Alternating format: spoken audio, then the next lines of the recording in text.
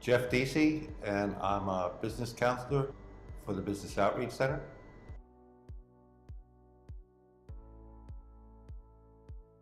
The Business Outreach Center is a community development organization. We serve micro enterprises, entrepreneurs, and small businesses throughout the metropolitan area and sometimes even in other states. We're working to strengthen businesses, to improve the economic conditions of the business owners, and hopefully to help them get into a position where they're hiring people and we're creating livable wage jobs with health care.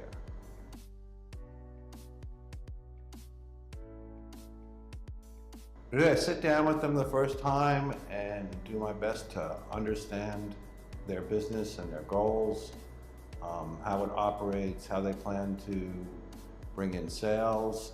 So we spend a lot of time on financial projections and reviewing their marketing and sales plans.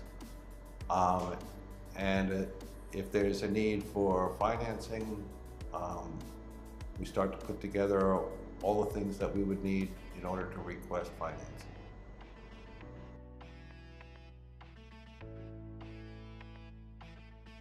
The business concepts are the same. One difference that stands out, cooperatives are, I'm sometimes working with a group, whereas with other micro enterprises and small businesses, it's usually just an individual. So it's a little bit different dynamic.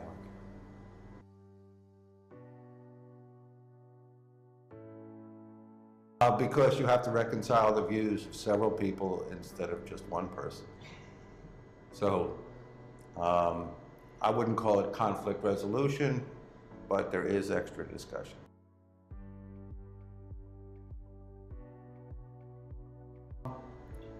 I think a lot of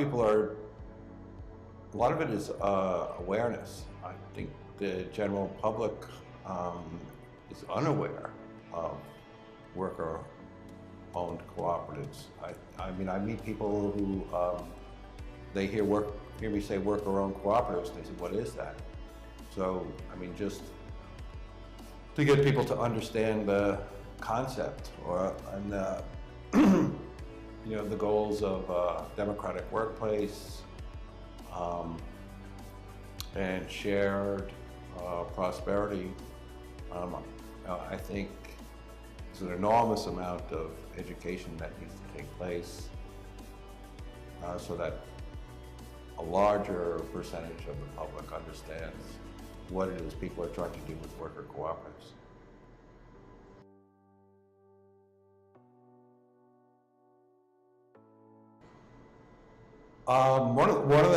Another difference between working with cooperatives and working with other businesses is that there are resources for worker cooperatives that are not available to other small businesses.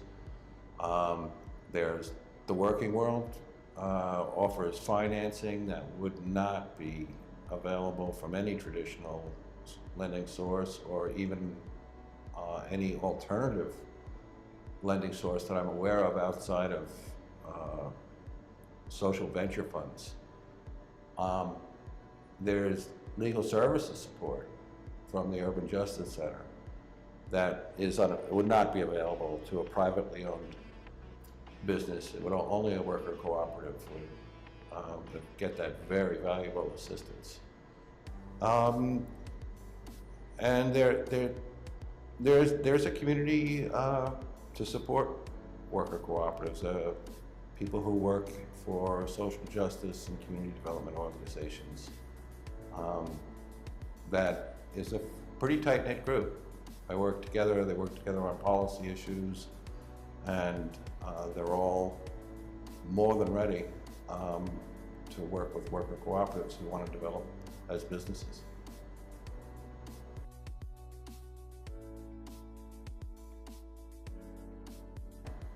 Statistically, I think that's true, and yeah, I think starting a business requires so much effort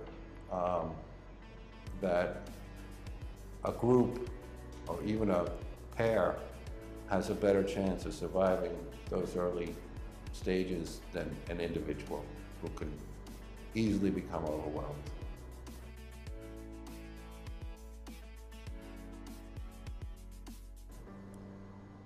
Because of my background, it would probably be business consulting, management consulting, preparing business plans. The customers or clients would most likely be people seeking capital, investment capital, and would need fairly advanced work in order to entice some investment fund to invest in them.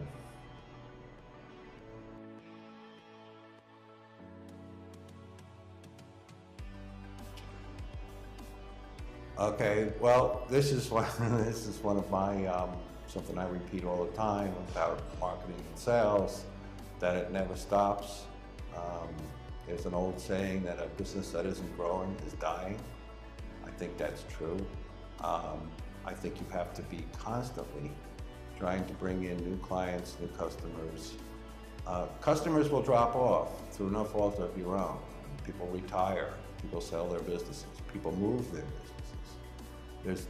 There's a million reasons why you can lose a customer, and it's going to happen. I saw one statistic that each year you'll lose 17% of your customers. I can't support that statistic because I haven't seen the research, but it rings true to me from what I've observed over more than 2 decades. That's entirely, that 17% figure is entirely plausible to me. So I would say, yeah, never lose your focus on bringing in new business, networking, keeping yourself visible through social media and the physical networking together, and stay in touch with customers, get feedback from customers. They'll appreciate that, and that can lead to referrals. So I guess that would be my, and since I do have a background as a chief financial officer, I would also say stay on top of the numbers.